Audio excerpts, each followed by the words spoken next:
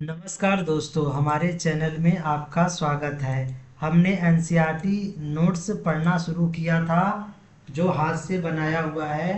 इसमें जितने भी फैक्ट लिखे हुए हैं सभी एनसीईआरटी बुक से महत्वपूर्ण पॉइंट उतारे गए हैं और यह नोट्स हमें बीपीएससी टीआरई 3 में बहुत ही कारगर साबित हुई थी, जिससे हमारा selection BPSC TRE 3 social science के टीचर के रूप में हुआ।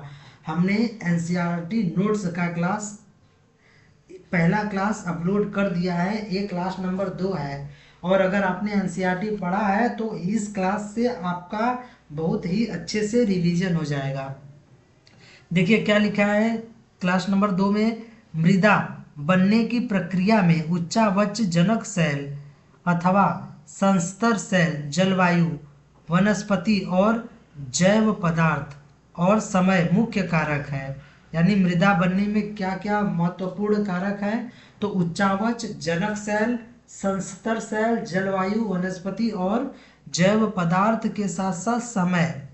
उसके बाद प्रकृति के अनेक तत्व जैसे तापमान परिवर्तन, बहते जल की क्रिया, पवन, हिम नदी और अपघटन क्रियाएं आदि मृदा बनने की प्रक्रिया में योगदान देती हैं। अब आगे देखिए क्या लिखा है। जो भी हम पढ़ रहे हैं सभी एनसीईआरटी से ही लिखे गए हैं। जो एनसीईआरटी में महत्वपूर्ण थे वही हमने यहाँ पर लिखा हुआ है। देखिए जलोढ़ मृदा। तो जलोढ़ मृदा क्या है? भारत में सर्वाधिक पाई जाने वाली मृदा है। कौन सी मृदा? जलोढ़ मृदा। लगभग 43% क्षेत्रफल पर पाई जाती है जलोढ़ मृदा। संपूर्ण उत्तरी मैदान जलोढ़ मृदा से बना है। ऐसी मृदाएं पर्वतों के तलहटी पर बने मैदानों जैसे द्वार, चो क्षेत्र और तराई में आमतौर पर पाई जाती हैं। यह जो एनसीईआरटी में लिखा है यह वाला फैक्ट, इससे बीपीएससी टीआरई 3 में क्वेश्चन पूछा गया था कि जलोढ़ मृदा जो है वह जलोढ़ मृदा किस क्षेत्र में पाई जाती हैं। तो जैसे द्वार, चो क्षेत्र और तराई में। तो इसमें से 2 विकल्प दिया था सही सही, उसमें दिया था तराई और चोस। तो यानी आंसर क्या हो गया था? उपर्युक्त में से एक से अधिक। देखिए आगे देखते हैं जलोढ़ मृदा के बारे में क्या लिखा हुआ है। आयु के आधार पर जलोढ़ मृदाएं 2 प्रकार की होती है। एक हो गया पुराना जलोढ़ जिसे बोलते हैं बांगर, और इस बांगर में क्या होता है कि इसमें कंकर ग्रंथियों की मात्रा ज़्यादा पाई जाती है। और बीपीएससी टीआरई 2 में पूछा था, टीआरई 2.0 एसएसटी के टीचर में बनने के लिए क्वेश्चन आया था, उसमें लिखा था कि निम्न में से किस मृदा में कंकर ग्रंथियों की मात्रा ज़्यादा पाई जाती है। तो उसमें लिखा था बांगर, खादर और काली मृदा। तो आंसर क्या हो गया था? तो आपका बांगर मृदा, यानी विकल्प क्या सही हो जाएगा? बांगर मृदा। बांगर मृदा में कंकर ग्रंथियों की मात्रा ज़्यादा पाई जाती है। और उसके बाद जो पुराना जलोढ़ मृदा होता है उसे बांगर मृदा कहते हैं, और जो नए जलोढ़ मृदा होती है उसे खादर मृदा कहते हैं। और उसके बाद आगे देखिए, देखिए क्या लिखा है नोट में, क्या लिखा हुआ है। देखिए जलोढ़ मृदाएं बहुत ही उपजाऊ होती हैं। अधिकतर जलोढ़ मृदाएं पोटास, फास्फोरस और चूना युक्त होती है। अब जलोढ़ मृदा के बाद आ जाते हैं काली मृदा पर। तो काली मृदा के बारे में क्या लिखा है? लगभग 15% क्षेत्रफल पर पाई जाती है काली मृदा। इसे रेगुर मृदा भी कहते हैं तथा कपासी मृदा भी कहते हैं। यानी काली मृदा को रेगुर मृदा के नाम से भी जाना जाता है और कपासी मृदा के नाम से भी जाना जाता है। और काली मृदा में देखिए इनमें फास्फोरस की मात्रा कम होती है। जलवायु और जनक सेल ने काली मृदा बनने में महत्वपूर्ण योगदान दिया है। बेसाल्ट चट्टानों से बनी है कौन सी मृदा? तो काली मृदा। किससे बनी है? तो बेसाल्ट चट्टानों से बनी हुई है। और काली मृदा में किसकी फसल अच्छी होती है? तो कपास की फसल काली मृदा के लिए महत्वपूर्ण है। यानी काली मृदा महत्वपूर्ण है किसके लिए? कपास के फसल के लिए। ये मृदाएं महाराष्ट्र, सौराष्ट्र, मालवा, मध्य प्रदेश, छत्तीसगढ़ के पठार पर पाई जाती है। क्वेश्चन पूछा था कि काली मृदा निम्न राज्य में पाई जाती है। तो छत्तीसगढ़, महाराष्ट्र, सौराष्ट्र, मालवा और मध्य प्रदेश इत्यादि राज्यों में काली मृदा पाई जाती है। अब मृदा अपरदन के बारे में देखते हैं। तो मृदा अपरदन जो एनसीईआरटी में लिखा है केवल हम वही पढ़ रहे हैं। एनसीईआरटी के बुक से यह नोट्स बनाया गया है जो बीपीएससी टीआरई 3 में बहुत ही कारगर साबित हुआ था। उम्मीद है कि यही नोट्स बीपीएससी टीआरई 4 जो एग्ज़ाम आने वाला है और जो यूपी में एलटी ग्रेड एग्ज़ाम आने वाली है उस एग्ज़ाम में भी यह हमारे लिए बहुत ही कारगर साबित होगा। देखिए मृदा अपरदन क्या होता है, तो बाता जल मृत्तिका युक्त मृदाओं को काटते हुए गहरी वाहिकाएं बनाता है जिसे अवनालिका बोलते हैं। ऐसी भूमि जोतने योग्य नहीं होती जिसे इसे उत्खात भूमि कहते हैं। चंबल बेसिन में ऐसी भूमि को खड्ड भूमि भी कहा जाता है। और कई बार देखिए ये जो है ना यहाँ से टीआरई 2 में पूछा गया था, टीआरई 2.0 में पूछा गया था यहाँ से, कई बार जल विस्तृत क्षेत्र को ढके हुए जल यानी कई बार जल विस्तृत क्षेत्र को ढके हुए ढाल के नीचे की ओर बहता है।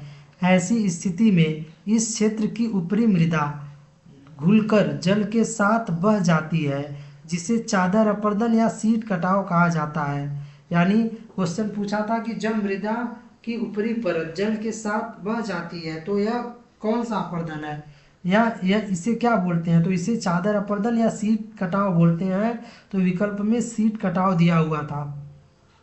अब देखिए पवन अपरदन क्या है, तो पवन द्वारा मैदान अथवा ढालू क्षेत्र से मृदा को उड़ा ले जाने की प्रक्रिया को पवन अपरदन कहते हैं। और समोच्च रेखीय जुताई क्या है, देखिए ढाल वाली भूमि पर समोच्च रेखाओं के समांतर हल चलाने से ढाल के साथ जल बहाव की गति घटती है और इसे समोच्च जुताई कहते हैं। और आगे देखिए क्या लिखा हुआ है, पेड़ों को कटार में लगाकर रक्षक मेखला यानी शेल्टर बेल्ट बनाना भी पवनों की गति को कम करता है। इससे मृदा अपरदन कम होती है रक्षक मेखला द्वारा। यानी खेत के चारों तरफ क्या लगा देते हैं, पेड़ लगा देते हैं जिससे मृदा अपरदन क्या होती है, कम होती है। यानी पवनों की गति कम हो जाता है तो मृदा हवा में ज़्यादा उड़ती नहीं। ग्रीन मफलर क्या है, तो यह ग्रीन मफलर जो है यह ध्वनि प्रदूषण से संबंधित है। स्ट्रिप फार्मिंग क्या है, फसलों के बीच घास की पट्टियां उगाई जाती है। ये पवनों द्वारा जनित बल को कमजोर करती हैं। अब आगे देखिए क्या लिखा हुआ है, वन एवं वन्य जीव संसाधन। देखिए भारत में विश्व की सारी जैव उपजातियों की 8% संख्या लगभग 16 लाख पाई जाती है। यानी भारत में विश्व की सारी जैव उपजातियों की 8% संख्या यानी लगभग कितना 16 लाख पाई जाती है। भारत में 10% वन्य वनस्पति जात और 20% स्तनधारियों को लुप्त होने का खतरा है। एशियाई चीता देखिए यह एनसीईआरटी में दिया हुआ है, यह सब कुछ एनसीईआरटी क्लास 10 में जियोग्राफी के क्या लिखा है, एशियाई चीता जो देखिए एशियाई चीता क्या है, लुप्त हो चुका है और यह 112 किलोमीटर प्रति घंटा की रफ्तार से दौड़ सकता था। भारत में देखिए भारत में यह जाति बहुत पहले कब 1952 ईस्वी में लुप्त घोषित कर दिया गया था। क्वेश्चन पूछ सकता है कि एशियाई चीता यानी एशियाई चीता को भारत में लुप्त घोषित कब कर दिया गया था, तो आंसर क्या हो जाएगा 1952 ईस्वी। और एशियाई चीता जो है 112 किलोमीटर प्रति घंटा की रफ्तार से दौड़ सकता था। और आगे देखिए भारत में वन सर्वेक्षण के अनुसार 1951 से 1980 के बीच लगभग 26,200 वर्ग किलोमीटर वन क्षेत्र कृषि भूमि में परिवर्तित कर दिया गया। और उसके बाद देखिए यानी भारत में वन सर्वेक्षण के अनुसार 1951 से 1980 के बीच, कब से कब तक, 1951 से 1980 के बीच जो है क्या हुआ था, तो लगभग 26,200 कितना 26,200 वर्ग किलोमीटर जो है भूमि जो है वह नहीं वर्ग देखिए 26,200 वर्ग क्षेत्रफल वन जो है वह किसमें बदल दिया गया, तो कृषि भूमि में। सागवन के एकल रोपण से दक्षिण भारत में अन्य प्राकृतिक वन बर्बाद हो गया है। यानी सागवन के एकल रोपण से दक्षिण भारत में अन्य प्राकृतिक वन बर्बाद हो गया और हिमालय में चीड़ पाइन के रोपण से हिमालयन ओक और रोडोडेंड्रोन वनों को नुकसान हुआ है। 1952 ईस्वी में नदी घाटी परियोजनाओं के कारण 5000 वर्ग किलोमीटर से अधिक वन क्षेत्रों को साफ करना पड़ा। यह सब कहाँ लिखा हुआ है? तो यह सब एनसीईआरटी में लिखा हुआ है। देखिए मध्य प्रदेश में 4 लाख हेक्टेयर से अधिक वन क्षेत्र नर्मदा सागर परियोजना के पूर्ण हो जाने से जलमग्न हो जाएगा। और उसके बाद यह देखिए इम्पॉर्टेंट है कि पश्चिम बंगाल में बक्सा टाइगर रिजर्व डोलोमाइट के खनन के कारण गंभीर खतरे में है। किसके खनन के कारण? तो यहाँ पर याद रखने हैं हमें डोलोमाइट के खनन के कारण। और उसके बाद कहाँ? पश्चिम बंगाल में। और कौन सा टाइगर रिजर्व है? तो बक्सा टाइगर रिजर्व है। और देखिए आगे क्या लिखा है? हिमालयन वन यानी चीड़ की प्रकार का एक सदाबहार वन है। यह एक औषधीय पौधा है जो हिमाचल प्रदेश और अरुणाचल प्रदेश में पाया जाता है। क्वेश्चन पूछ सकता है कि हिमालयन यह जो है वह किस किस राज्य में पाया जाता है? तो कहाँ पर? हिमाचल प्रदेश और अरुणाचल प्रदेश में। अरुणाचल प्रदेश के कई क्षेत्रों में पाया जाता है। इसके पेड़ की छाल, पत्तियों, टहनियों और जड़ों से टकसोल नामक टकसोल नामक रसायन निकाला जाता है तथा इससे कैंसर का इलाज किया जाता है। किससे? हिमालयन यह जो है यह हिमाचल प्रदेश और अरुणाचल प्रदेश में पाया जाता है और इसके छाल, पत्तियों, टहनियों और जड़ों से टकसोल नामक रसायन निकाला जाता है जिससे कैंसर का इलाज किया जाता है। अब आगे देखते हैं हम। देखिए यह सब नोट्स से एनसीईआरटी बुक से बनाया हुआ नोट्स है और जितने भी फैक्ट लिखे हुए हैं वह एनसीईआरटी से छांट कर चैप्टर वाइज हमने लिखने का कोशिश किया है। और यही नोट्स हमें बीपीएससी टीआरई 3 में जो सिलेक्शन हुआ और 140 रैंक आई उस सफलता में इस नोट्स का बहुत ही योगदान था। देखिए आगे क्या है? भारत में जैव विविधता को कम करने वाले कारकों में वन्य जीव के आवास का विनाश, जंगली जानवरों को मारना व आखेटक, पर्यावरणीय प्रदूषण व विषाक्तीकरण और दावानल आदि शामिल है। और उसके बाद आमतौर पर विकासशील देशों में पर्यावरण विनाश का मुख्य दोषी अत्यधिक जनसंख्या को माना जाता है। आगे देखिए यह सब लिखा हुआ है एनसीईआरटी और एनसीईआरटी के अन्य सोर्स से हमने यह सब लिखा था एक जगह पर कि कौन कौन सा अधिनियम कब कब आया। तो देखिए पहला क्या लिखा हुआ है? तो भारतीय वन्य जीव संरक्षण अधिनियम 1972 ईस्वी में। यह टीआरई एग्जाम में पूछा जा चुका है। बीपीएससी शिक्षक भर्ती के एग्जाम में यह पूछा जा चुका है कि भारतीय वन्य जीव संरक्षण अधिनियम कब आया? तो विकल्प में 1972 था और यही क्या हो गया? आंसर। और उसके बाद देखिए वन संरक्षण अधिनियम कब आया? तो 1980 ईस्वी में वन संरक्षण अधिनियम आया। और पर्यावरण संरक्षण अधिनियम कब आया? तो 1986 ईस्वी में। यह सब महत्वपूर्ण है, इम्पॉर्टेंट है और यह सब सभी फैक्ट हमें याद कर लेना है। यह क्लास हमें जीके, जीएस और एसएसटी दोनों में कारगर साबित होगा। और यह जितने भी फैक्ट हैं लगभग सभी एनसीईआरटी से ही लिए गए हैं। देखिए क्या लिखा है? वन संरक्षण अधिनियम 1980 ईस्वी में और भारतीय वन्य जीव संरक्षण अधिनियम 1972 ईस्वी में। और उसके बाद देखिए पर्यावरण संरक्षण अधिनियम 1986 ईस्वी में। और 1972 ईस्वी में आया था शेर यानी गिर संरक्षण योजना कब आया था? तो यह भी यानी शेर संरक्षण बोले या गिर संरक्षण बोले, यह भी 1972 ईस्वी में आया था। और देखिए जैव विविधता संरक्षण अधिनियम कब आया था? तो 2002 में आया था। कब? 2002 ईस्वी में आया था जैव विविधता संरक्षण अधिनियम। आगे देखिए केंद्रीय प्रदूषण बोर्ड अधिनियम कब आया था? तो 1974 ईस्वी में आया था केंद्रीय प्रदूषण बोर्ड अधिनियम। वियना सम्मेलन कब हुआ था? तो 1985 ईस्वी में। और उसके बाद मॉन्ट्रियल प्रोटोकॉल कब हुआ था, तो 1987 ईस्वी में हुआ था। और मॉन्ट्रियल प्रोटोकॉल जो है वह ओजोन परत से संबंधित था, यानी ओजोन परत के संरक्षण से संबंधित। और यह हुआ था 16 सितंबर 1987 ईस्वी को, इसलिए 16 सितंबर को ओजोन दिवस मनाया जाता है, ओजोन संरक्षण दिवस। और उसके बाद देखिए पृथ्वी सम्मेलन।